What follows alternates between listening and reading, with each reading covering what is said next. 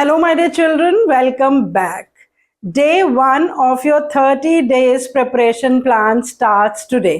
आज से हम शुरू करने जा रहे हैं chapter 1 nature and significance of management. बच्चों, इस चैप्टर में टोटल 7 टॉपिक्स हैं। ये सारे टॉपिक्स मैंने आपके लिए यहाँ पर लिख दिए हैं।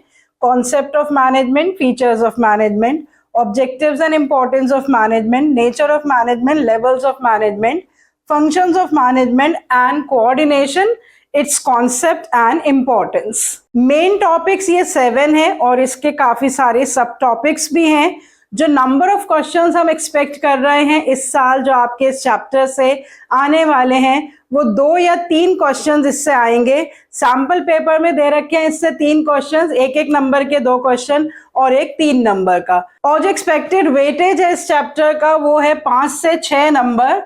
इसमें से ज्यादातर 2 क्वेश्चंस एक नंबर के आते हैं और जो थर्ड क्वेश्चन होता है या तो वो 3 नंबर का आता है या वो 4 नंबर का आता है। तो 2 से 3 क्वेश्चंस हम एक्सपेक्ट कर रहे हैं इस साल भी सीबीएसई बोर्ड एग्जाम 2026 में, और सीयूईटी में तो 4 से 5 क्वेश्चंस आएंगे और सारे ही एक नंबर के आएंगे। तो कहने का मतलब मेरा ये है कि जब क्वेश्चंस 3 नंबर के, 1 नंबर के आते हैं या इवन 4 नंबर के भी आते हैं तो हमें रट्टाफिकेशन पे, मेमोराइजेशन पे ज्यादा ध्यान नहीं देना होता है, हमें कॉन्सेप्ट क्लैरिटी पे ध्यान देना होता है। तो इस चैप्टर में भी जितने भी टॉपिक्स हैं उसको आप बहुत अच्छी तरह से अंडरस्टैंड कर लेंगे तो मैं समझती हूँ कि जिस तरह का भी इससे क्वेश्चन पूछा जाएगा वो आप परफेक्टली आंसर कर पाएंगे। और ये सारे ही टॉपिक्स बच्चों मैंने एनसीईआरटी की लैंग्वेज में with real life and relatable examples के साथ बहुत अच्छे से एक्सप्लेन कर रखे हैं। से फॉर एग्जाम्पल सबसे पहले है कॉन्सेप्ट ऑफ मैनेजमेंट। तो मैंने आपको बहुत अच्छे से क्लैरिफाई कर रखा है कि मैनेजमेंट एक सब्जेक्ट ऑफ स्टडी तो है ही, लेकिन मैनेजमेंट एक एक्टिविटी भी है, activity of getting the work done from others. Management एक प्रोसेस भी है, it is the process of interrelated functions which are performed in a particular sequence so that the goals can be achieved effectively and efficiently. तो इस process में जितनी भी important terms हैं, goals हैं, इफेक्टिवनेस है, एफिशिएंसी है, ये सब भी मैंने आपको बहुत ही रिलेटेबल एग्जांपल्स के साथ एक्सप्लेन कर रखा है। तो मैनेजमेंट के कॉन्सेप्ट को अंडरस्टैंड करने के लिए एक ये छोटी सी वीडियो दोबारा से देखिए जो मैंने आपको ऑलरेडी एक्सप्लेन कर रखी है।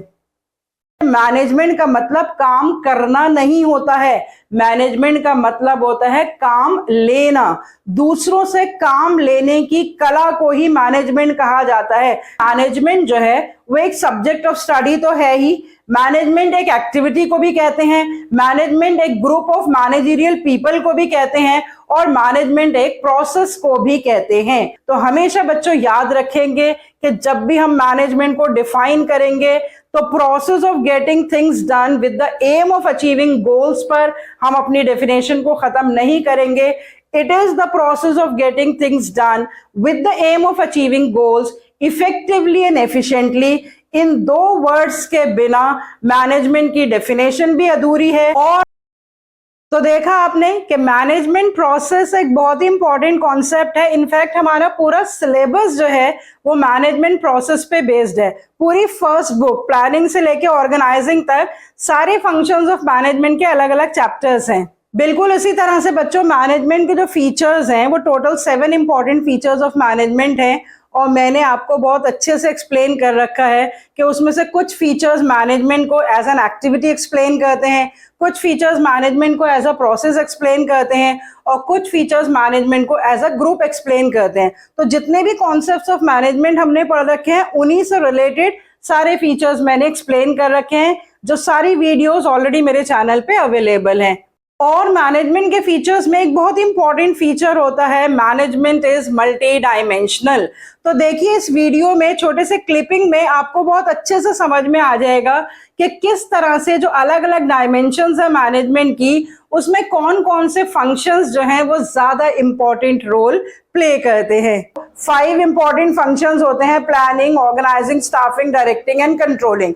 ये पांचों ही फंक्शंस जो हैं वो हर मैनेजमेंट परफॉर्म करती है और हर लेवल पे परफॉर्म किए जाते हैं, लेकिन किसी एक पर्टिकुलर डायमेंशन में कुछ फंक्शंस की ज्यादा इंपॉर्टेंस होती है कि जब काम को मैनेज किया जाता है तो कौन से फंक्शंस इंपॉर्टेंट रोल प्ले करते हैं, planning, organizing and controlling.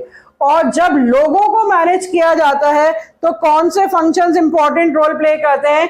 Staffing and directing, क्योंकि ये जो दो फंक्शंस हैं वो सिर्फ लोगों से ही रिलेटेड है स्पेसिफिकली, और जो डायरेक्शंस दी जा सकती हैं वो भी लोगों को ही दी जा सकती हैं, किसी ऑब्जेक्ट को डायरेक्शंस नहीं दी जा सकती। मैं किसी एक पर्टिकुलर ऑब्जेक्ट से, चेयर से या टेबल से नहीं कह सकती stand up and go out of the class, लेकिन I can ask a student, a person to stand up and come to me, deposit the copy.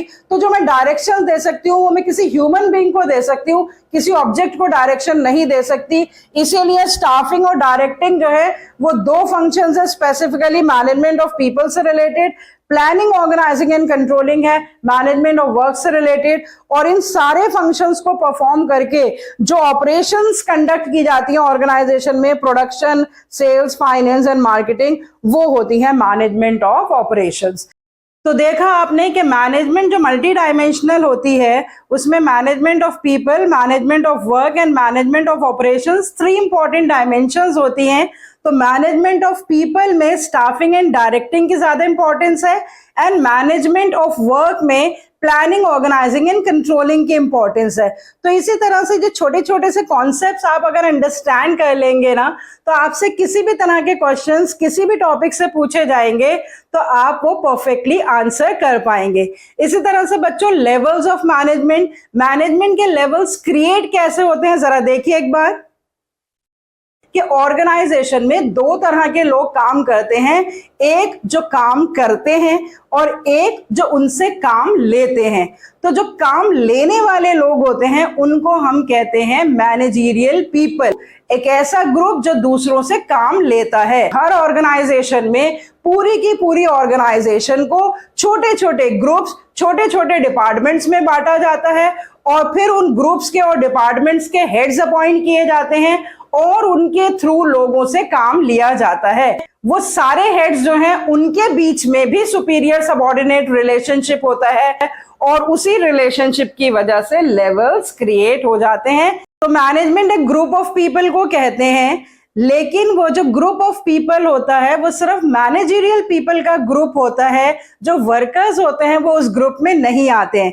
तो लेवल्स ऑफ मैनेजमेंट कैसे क्रिएट होते हैं, फिर उन लेवल्स पे क्या क्या फंक्शंस परफॉर्म किए जाते हैं, उन लेवल्स पे काम करने वाले लोगों की डेजिग्नेशंस क्या होती हैं, ये सब कुछ बहुत अच्छे से मैंने ऑलरेडी एक्सप्लेन कर रखा है in the topic levels of management. अगर नेचर ऑफ मैनेजमेंट की हम बात करें तो मैनेजमेंट आर्ट भी है, साइंस भी है, प्रोफेशन भी है, एंड नेचर ऑफ मैनेजमेंट से रिलेटेड भी कंप्लीट वीडियो जो है वो चैनल पे अवेलेबल है। आप उसकी एक छोटी सी क्लिपिंग्स यहाँ पर देख सकते हैं। आप इमेजिन कर लीजिए आपका कोई फेवरेट आर्टिस्ट भी होगा ना, कोई एक्टर या एक्ट्रेसेस, उसकी आपने 10 साल 15 साल पहले कोई मूवी देखी होगी, आप उसमें उसकी परफॉर्मेंस देखिए और आज प्रेजेंट डेट में उसकी परफॉर्मेंस देखिए तो आपको जमीन और आसमान का फर्क दिखाई दे जाएगा। बिल्कुल इसी तरह से अगर कोई नया मैनेजर नई ऑर्गेनाइजेशन में ज्वाइन करता है तो शुरू में उसको नर्वसनेस होती है, हेसिटेशन होती है, बहुत सारी प्रॉब्लम्स उसे सॉल्व करनी नहीं आती हैं, और उसके बाद वो धीरे धीरे काम को करना सीखता है, और जब वो एक परफेक्ट मैनेजर बन जाता है तो वो दूसरों से काम भी बहुत अच्छे से लेने लगता है।